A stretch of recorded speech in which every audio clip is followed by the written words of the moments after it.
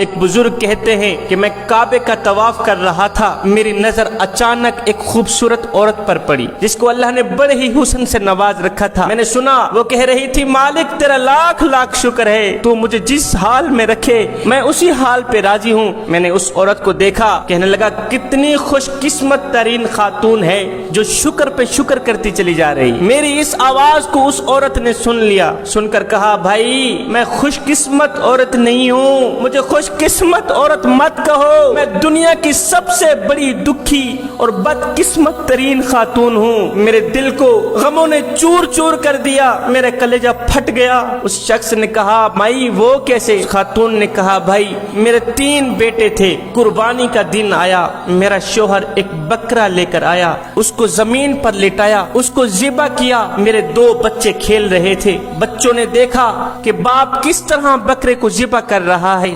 قربانی کا دن چلا گیا، دوسرے دن میں ہمسائے کے گھر تنوری میں روٹی لگانے گئی، میرے بڑے بچے نے میرے چھوٹے بچے کو کہا، آؤ میں تمہیں بتاتا ہوں ابا جی نے بکرے کو کیسے ذبح کیا تھا۔ چھوٹے بچے کو اس نے زمین پر لٹایا، چھری ہاتھ میں لی، معصوم بچے کی گردن پر چھری رکھی، اللہ اکبر کہتے ہی چھوٹے بھائی کو ذبح کر دیا۔ چھوٹے بھائی کی گردن سے جب خون نکلا تو اس خون نے میرے بڑے بچے کو خوف زدہ کر دیا۔ بچہ چھوٹے بھائی کو مار کر جنگل کی طرف بھاگ گیا، خوف زدہ ہو کر جنگل کی طرف بھاگا۔ آگے ایک بھیڑیے نے میرے بیٹے پہ حملہ کیا، چیر پھاڑ ڈالا۔ پیچھے میرے شوہر کو پتہ چلا، وہ جنگل کی طرف بھاگا، جاؤں اپنے بڑے بچے کی جان بچا کے آؤں، کہیں بھیڑیے کا لقمہ نہ بن جائے۔ میرا شوہر 3 دن مسلسل جنگل میں دوڑتا بھاگتا رہا، آخر کار اسے بچے کا سر ملا، بچے کی کچھ ہڈیاں ملی، بچے کو بھیڑیے نے چیر پاٹ ڈالا تھا۔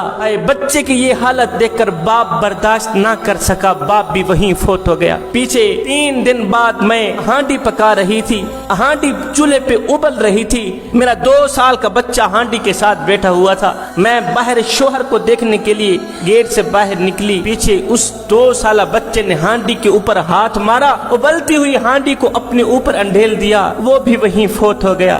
مجھے شوہر بھی نہ ملا، میرا شوہر بھی ختم ہو گیا، میرا بڑا بچہ بھی ختم ہو گیا، چھوٹا بچہ ذبح ہو گیا، 2 سال کا بچہ جل کر مر گیا، میں تنہا رہ گئی، میں اکیلی رہ گئی، میرا دل غموں سے چور چور ہے، میرا جگر پھٹ گیا ہے، موت مانگتی ہوں مالک مجھے موت عطا کر۔ پھر ایک دم آقا کریم کا وہ فرمان یاد آتا ہے کہ موت مانگنا جرم ہے۔ آج میں کریم رب کی چوکھٹ پر آئی ہوں، مالک تنہا ہو کے آئی ہوں، اکیلی ہو کے آئی ہوں، میرا شوہر نہیں رہا، میرے 3 بچے مر گئے، ختم ہو گئے، مالک میں تیرے دروازے پہ موت مانگنے نہیں آئی، میں تیرے دروازے پر صبر مانگنے آئی ہوں، اس لیے کہ میں نے سنا ہے کہ تو صبر کرنے والوں کے ساتھ ہوتا ہے۔ صبر صبر کہتے ہی وہ دکھی خاتون وہاں سے اٹھ کر چلی گئی۔ کچھ عرصہ بعد اس فقیر اللہ والے نے خواب میں دیکھا کہ وہ خاتون فوت ہو گئی ہے۔ اس خاتون سے پوچھا، مائی اے صبر کرنے والی دکھی خاتون، بتا تو صحیح مرنے کے بعد اللہ نے تیرے ساتھ کیسا معاملہ کیا؟ اس خاتون نے کہا، اللہ نے میرے ساتھ بڑا ہی